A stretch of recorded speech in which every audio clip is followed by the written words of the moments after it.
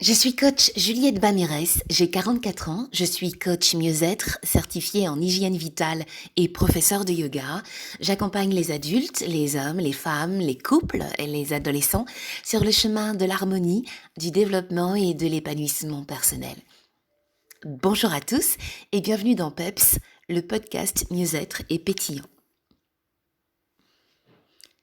Ne plus faire de la maternité une obsession.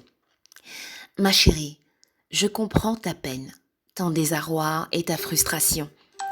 À 43 ans, j'ai moi-même été infertile et j'ai longtemps connu cet état de tristesse et de détresse intense. C'est juste parce que c'est un immense tabou, mais Hamelni, tu n'es pas seule. Tous les jours, je suis approchée par des petites sœurs désespérées de ne pouvoir enfanter, qui ne comptent plus les fausses couches, enchaînent les traitements et supportent les regards interrogateurs de leur entourage, qui ne vivent plus que pour cette période tellement abstraite qu'est l'ovulation, qui ne font plus l'amour que pour recueillir la précieuse semence et être fécondés. Le corps crispé, les traits tirés, le souffle comprimé, qui dès lors n'oseront plus bouger, tousser, éternuer, monter les escaliers, de peur que ça ne prenne pas, qui resteront des heures à scruter leur corps et étudier leurs seins, s'inventer des tiraillements, des picotements, des lourdeurs, des pesanteurs. Deysan, les symptômes de la grossesse sont tellement similaires au syndrome prémenstruel et qui, au final, après s'être réjouis, quelques semaines, verront leurs rêves se briser. Personnellement, j'ai dû dire adieu à plusieurs reprises à de nombreux petits anges, mes petites étoiles comme je les appelle, garçons, filles, à peine formés, ne bougeant pas encore vraiment, mais pourtant tellement, tellement vivants au creux de mes entrailles. Et il a fallu les laisser partir, faire le deuil, et puis renoncer, renoncer, renoncer.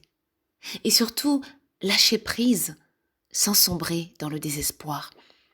Lâcher prise, lâcher prise, lâcher prise. Dans ces moments, ce texte m'a beaucoup aidée.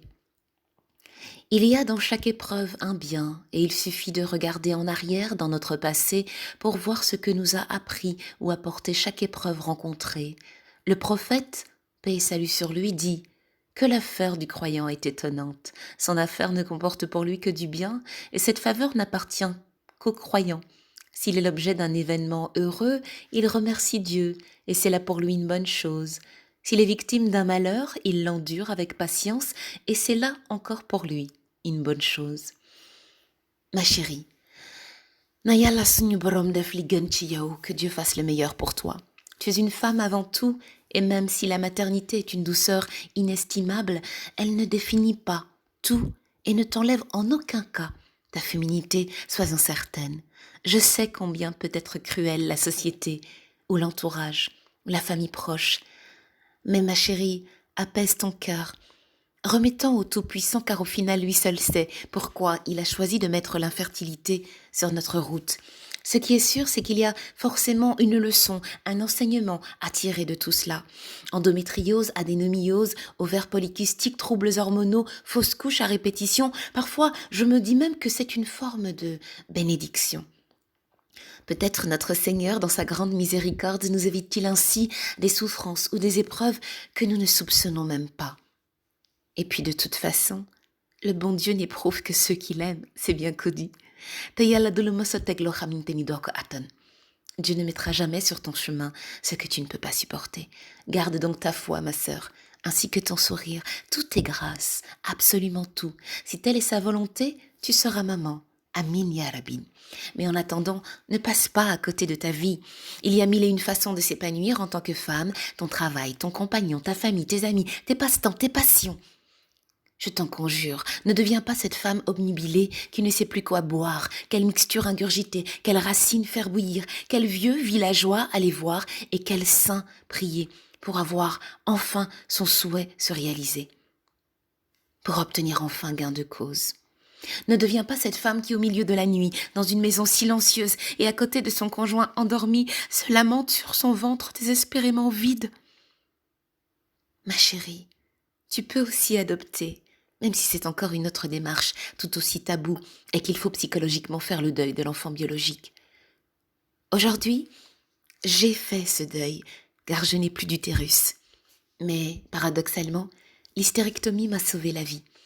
Je ne te demande pas de renoncer, ma sœur, ma chérie, mais de t'autoriser à vivre, avec ou sans enfant. Je t'en conjure, prends soin de toi et ne fais plus de la maternité une obsession. Ne détruis pas tes rêves et ton potentiel à coups de stress, de détresse et d'hormones de synthèse. Je t'en conjure, préserve ta santé mentale, ta santé physique et ta santé émotionnelle. Balmanac, pardonne-moi, ce sont juste là les mots d'une grande sœur. Puisse Dieu t'exaucer, si telle est sa volonté.